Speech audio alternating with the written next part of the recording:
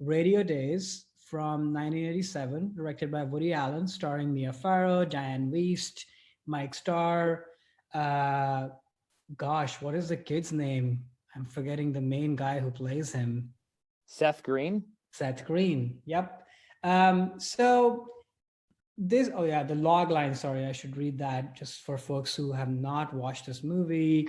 But it's a little bit of an autobiographical movie of sorts on Woody Allen's life. But logline says a nostalgic look at radio's golden age, focusing on one ordinary family and the various performers in the medium and in their lives.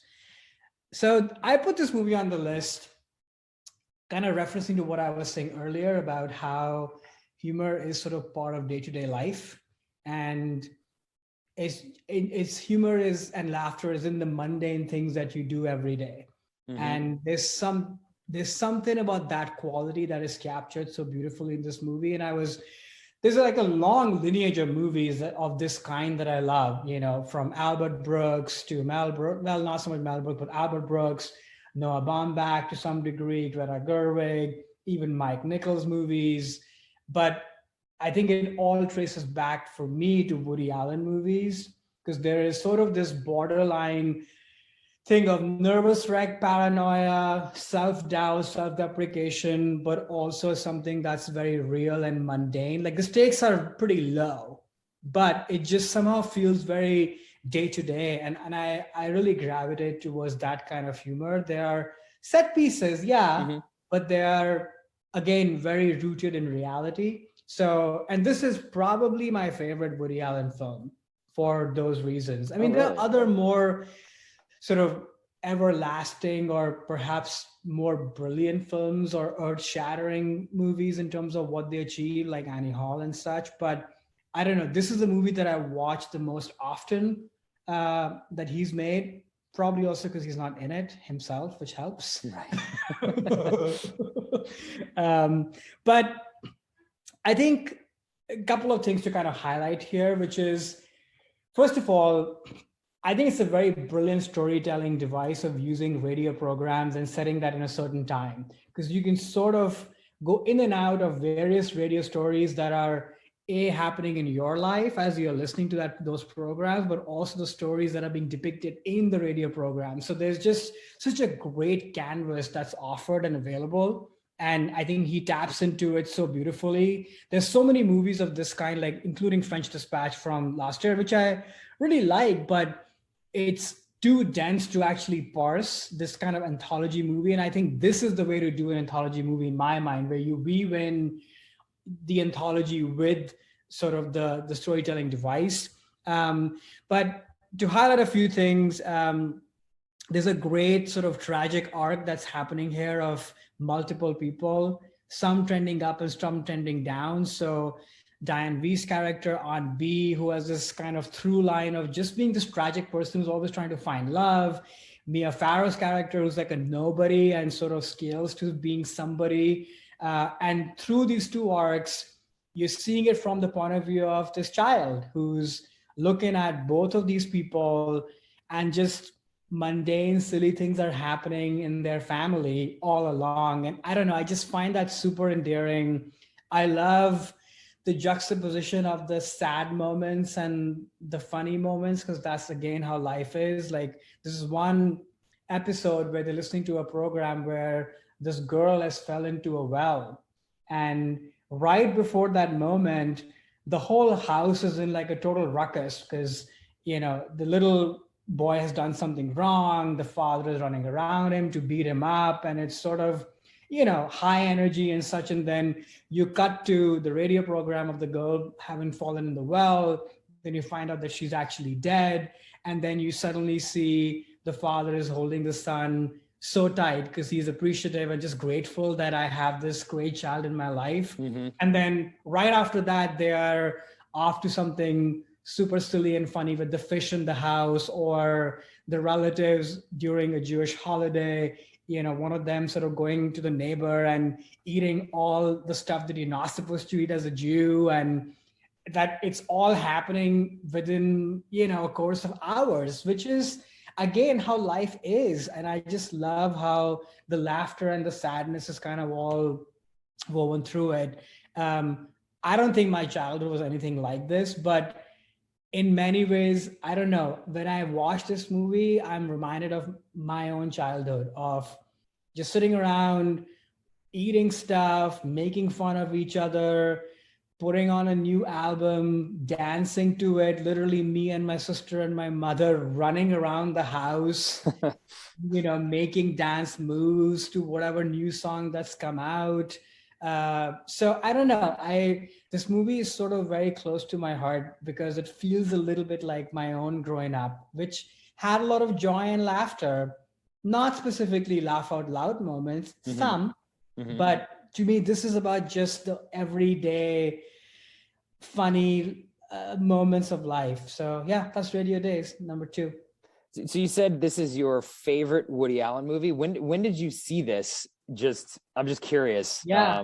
Was this early on in discovering Woody or later? I would say I watched this maybe 10 years ago. Oh, okay. For the first time. I'd seen, the classics and was sort of going down the rabbit hole to seek out more of his works. And I was like, oh, this is it sort of hits the perfect tone for me.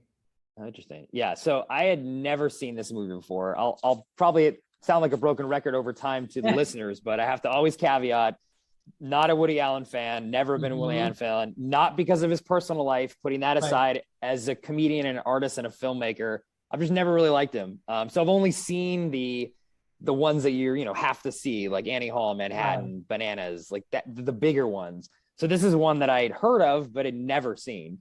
And I think I had the same reaction that you did in terms of the type of humor that this is. I sort of was trying to vocalize it as like folksy nostalgia humor, where it's sort of basically just old tales that then you tell and then they're funny. It reminded me a lot of speaking of radio, like a radio program that my parents used to listen to that I just did not like at all, called Prairie Home Companion. It's Garrison Keillor, who's like this public radio personality, but a lot of the same stuff. It's just stories that are then supposed to somehow be funny, that I just never found funny. And like this movie, I thought was a capsulation of that type of humor that just never landed with me. I don't know why. It just was never something that like I found the whimsy and the folk stuff. I was like, I don't know. I just don't find it funny. Though I will say that I did laugh at one line that Larry David is in this movie, who I'm a big fan of Larry David. I was like, that line, he has one line in the film, his face isn't even in it. And I'm like, I literally laughed. I'm like, wow, that voice sounded kind of familiar. And then I like Googled it and he ended up being in it. It's when you referenced this earlier, when the father goes over to a neighbor's house to tell them to turn down the music because it's I don't remember if it was a Jewish high holiday or just the Sabbath and you're not supposed to touch any electronics. And the neighbors were like communists. And it's like, oh, the communists, go over and tell them to turn the music off. And he goes over there and you can just hear Larry David, because the guy's trying to explain, oh, it's a Sabbath, you're not supposed to do any work. And Larry David, who's like the communist, I'm not going to do the joke justice at all, but he was like, it's like, not do any work. You should always be working for your fellow man, because he's a communist. And I literally laughed for like 5 minutes at that. I'm like, that is really funny. So that was the only time I laughed at the film. I also found it was kind of distracting that Marge Simpson's voice is in this. And she's the mom, and she plays Marge Simpson on The Simpsons. And I could not get, every time she's on screen, I'm like, oh my God, like it's Marge Simpson. And she sounds exactly the same.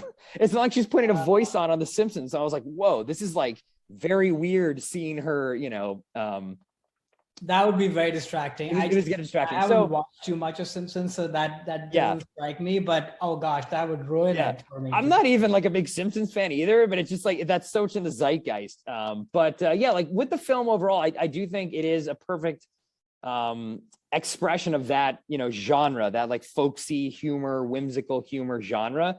And it did, the ending of the movie kind of did actually affect me. I thought it was quite sad. I mean, I kind of took away the message of this film as like, we're taking you back to a time that does not exist. And all these people and all these players, the radio as a comedic art form was such a big thing, maybe for Woody Allen growing up, and definitely for the character in this film. And this movie came out in the 80s after, radio was definitely supplanted by television. And now that's even been supplanted, I feel like, by YouTube and the internet in terms of where people get their comedy. And there's sort of this message of like, you know, these people are forgotten.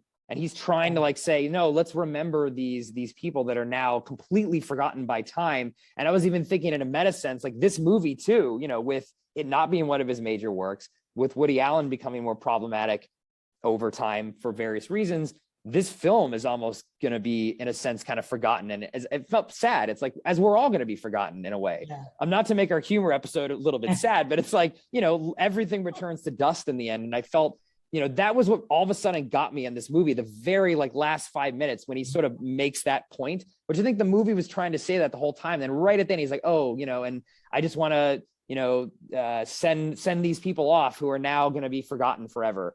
Because that's just the way that time goes. And I was thinking, wow, yeah, like this movie will be forgotten at some point. We'll be forgotten. Maybe our podcast will live on forever. Who knows? Maybe in 3,000 years, people will be listening to this.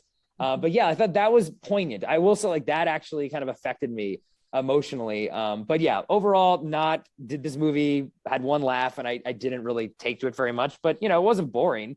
It just wasn't my type of humor. Like we're talking about subjective humor before. Definitely, this was like an example of a humor that I, you know, just doesn't speak to me. But I'm glad I saw it. You know, I'm not surprised. Yeah, I would not picture you laughing. And to be fair, like I don't really laugh with this movie, but it's sort of more in the comfort food kind of category for me. Where I have like a smile on my face. And every once in a while, you know, I'd sort of the smile might become wider or I might laugh out loud. That's sort of what happens. But I've seen it a couple of times now or more than a couple of times. And it's funny about the ending. That's one takeaway from it for sure, what you said.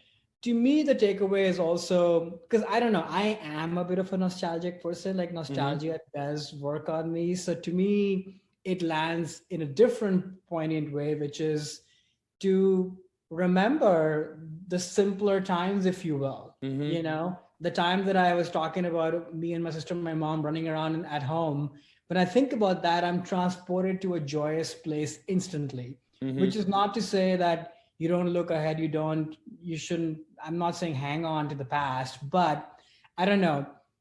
I do believe that you can bring joy and laughter to your life by just commemorating and recognizing the happy times that you had in the past. You know, I don't know, that does work on me. Yeah. That's nostalgia. Definitely this whole film was a nostalgia play for Woody Allen. It seemed like going back to his youth and highlighting something that no longer exists. And maybe for me, I latched on more to that of like, it worked for him because he lived through the radio days, you know, title of the film. I mean, I did not grow up at all listening to radio, you know, was not a child at the time that he was.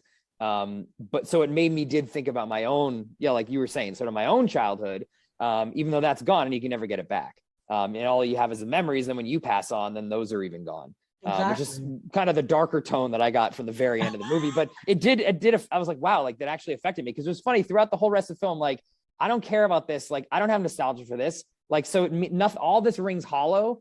And then once I realized in the very end, it's like, oh, he's just making a meta point of like, yeah, this is his nostalgia, isn't yours, but you have your own. Everyone's got their own. And that is like, oh, wow. Okay. Now, okay. I get what he's trying to say. Yeah. Like to me, it was like, you know, every time a new audio cassette tape, we're talking about audio cassette tapes, would release of like a favorite song, it was me and my mom and my sister going to the audio cassette store, buying the new audio cassette, the shinily packed thing, you know, big smiles. That's all I wanted to buy. I had no other needs and demands. I just wanted the latest audio cassette track or whatever new movie soundtrack or whatever had come out, coming back, putting that on the entire afternoon, listening to it on repeat multiple times while snacks are being brought out or what have you. I don't know. It just takes me back to like a really happy place. And I think this movie does that to me. Nice. So your movie would be called Cassette Days if you were doing this. Hey there, it's Alex. If you like the review and discussion Karan and I just had, make sure you subscribe to our channel, Movies That Shaped Us, to get full episodes. Every other Wednesday, Karan and I cover a topic around important people, places, events, and moments in our lives, and then explore it through 3 of our favorite movies. Subscribe right now or follow our podcast on Spotify or Apple Podcasts via the link in the description below. Hope you join us for the journey.